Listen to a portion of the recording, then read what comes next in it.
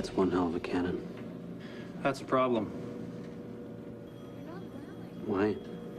You go out in a battlefield with this pecker sticking out of your turret, and the enemy's gonna unload on you with all they got. Might as well paint a big red bullseye on the side.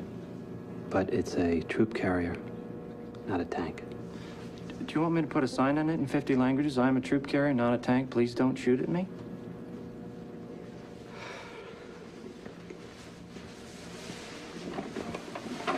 This was gonna be so beautiful.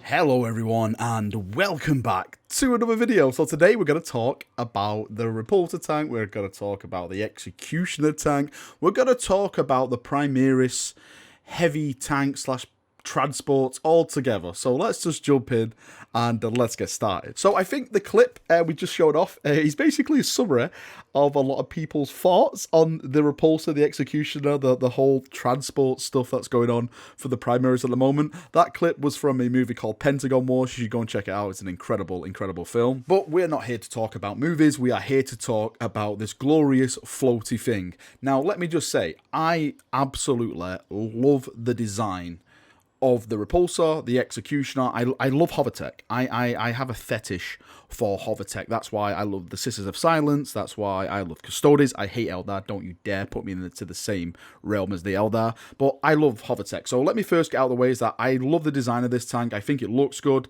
I think the designer or designers, whoever's done this, have done an incredible job bringing that hovertech into the 41st millennium, let's say, and giving it to the Space Marines, or Primaris Space Marines.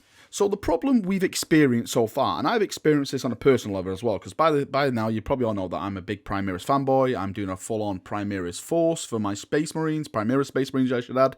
I've already started with my Execution. I'm adding to that now with my Imperial Fist, and all I take is Primaris vehicles. And the vehicle that we have at the moment, the only really big vehicle we have at the moment to transport our guys, is the Repulsor tank, and it kind of works as a transport, and it kind of works as a shooter, mobile shooter. Like, you know, you can station it and put down a lot of DACA because it is filled with a lot of guns. But the primary problem with it is the points cost to what you got to be using it for. So, for example, I would like a full-on 100% transport. Just transport. I don't know. Maybe put some storm bolters on there, or twin heavy bolters or something like that. So it doesn't really have that much firepower. Then you can decrease the points cost on it because you are just dedicating it as a transport instead of putting a big turret on the top. You know, putting the las cannons, the Gatling cannons all on it and stuff like that. We can decrease the points of the vehicle. So I can put more on the table. That means I can put more guys in it. That means I can put more guys up on the table if I want to capture objectives, or, you know, get in between my enemy, or, you know, maybe get on his side of the board to do stuff, and, you know, line break and all that kind of stuff. But the problem at the moment is that we don't really have that option, because if we want to transport our guys, then we're basically shelling overcosted for a thing that's also bringing a lot of firepower. And there's a lot of situations where I don't want to bring that firepower. I just want to bring the transport and get my guys up the board. Now, that's not a knock on the whole firepower that it can bring, because it can bring a decent amount of firepower. My recent game I played against Death Guard, I brought two of these, and they both were great for the points cost. I think it was like 200 and something. I think it was, no, sorry, I think it was 300 and plus points it was, and they were all equipped with the las cannons and stuff like that. But I didn't use them as transports. I used them as just basically tanks. I put them at the back, and I was just targeting and destroying his heavy units with all my las cannons, just trying to blow stuff up. They worked perfect for that. But if I wanted to move them up the board, and let's say I put las cannons on it and stuff like that, my player then is going to say, right, this guy has got a tank full of guys. The tank has a lot of weapons on it. I am going to prioritize shooting at this vehicle, because if I can destroy this vehicle, then I can bring a lot of pain to this guy's force. And he could do, and it's happened in the past where I've put guys in a transport, I've tried to move them up the field, the tank has taken some damage, and it's basically becomes useless because it works on a tier system. So the more damage you take, the less it can move and that kind of stuff. So that is another big situation with it. But the main thing is that it's such a threat because it's got all these weapons and Daka, bolters, las cannons on it, where it has to be a priority for your enemy player to take it out. So it becomes kind of useless as a transport, unless the player you're going against is not really experienced, or he gets some horrible rolls, and you can more or less get off the board. That has happened to me once. I hold my hands up. My friend who I was playing with once got terrible rolls, and I managed to get my repulsor up the table with a tank full of guys, but that is like once in a blue moon. Now, the new Executioner tank, I basically thought, when I first saw it, and before, we read all the information about it and stuff like that, first thing first, great looking tank. I love the big cannon on it. I think they missed the opportunity of adding 2 of these cannons. Maybe that would have been broken, like, balance-wise, because we don't know what the rules does. I'm thinking it's going to be quite meaty, because it is more powerful than a blast cannon, and blast cannons do D6 damage. What's it going to be, like 2d6 or 3d6? Please let it be a minimum 3d6 damage. I will cream in my pants. But I think design-wise, maybe they could have put, like, another one of these big turrets on and made it look like, kind of like a Fellblade, so it goes all out to look like a big-on battle tank. Now, what I personally wanted from a Primaris battle tank is take away the transport option, because then you fall into the same trap as the Repulsor, what we talked about before. You are paying for a battle tank, but you're also getting a transport, whereas I don't really want a transport, I just want a battle tank. So I could save points and maybe add more weapons onto my battle tank if they got rid of the transport option, which I'll never use, because I just want to use this tank as a battle tank. Now, the way it's looking with the whole Primaris tanky range is that they're using the same chassis for everything. Just like we had with the normal Space Marines, you had the Razorback, the Predator, the Rhino, the Whirlwind. They all use the same chassis, and just change the weapons on the top. It was fine. That was fine. But each one of those chassis served a different purpose. The Rhino was the transport. The Predator was the battle tank that had no transport capabilities and stuff like that. You had the Whirlwind and the Razorback. Each served a different purpose on the battlefield. It seems like the design aspect for the Primaris at the moment is that they want the tanks to serve a different purpose, but they all want them to have the transport capabilities,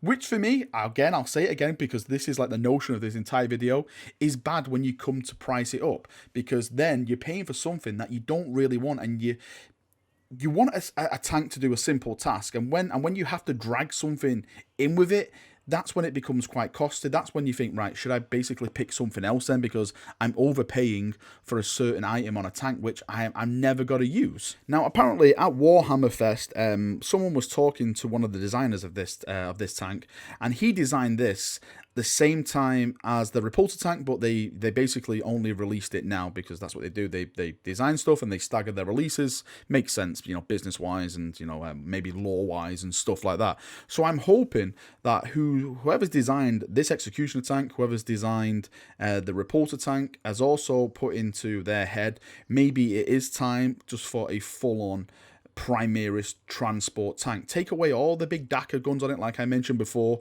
Just put like a little hatch on the top, get rid of the big turret, and then decrease the points, and then that is the variant of a Repulsor, which is just there for those people who just want to move guys around the field and don't really want to put that much out. They just want to protect key figures like captains, lieutenants, maybe squads of Hellblasters, intercessors and stuff like that. They just want to protect them, get them onto certain objectives, and then, just get out of there. It doesn't really matter if the vehicle dies, because they basically just want to move those guys up onto the field. And they can have that design aspect for the rest of the range if they choose, well, if they are going to. So let's say, for example, they are going to be doing like a Primaris, I'm just going to call it, a Primaris tank, artillery tank. So something like the Whirlwind, and they just make it pure artillery. They get rid of the doors and stuff like that. So this tank is just meant to sit behind your lines, fire rockets or whatever bloody weapons Primaris will get for artillery, and that's all it does. That's what it's designed for. So you are paying for a specific vehicle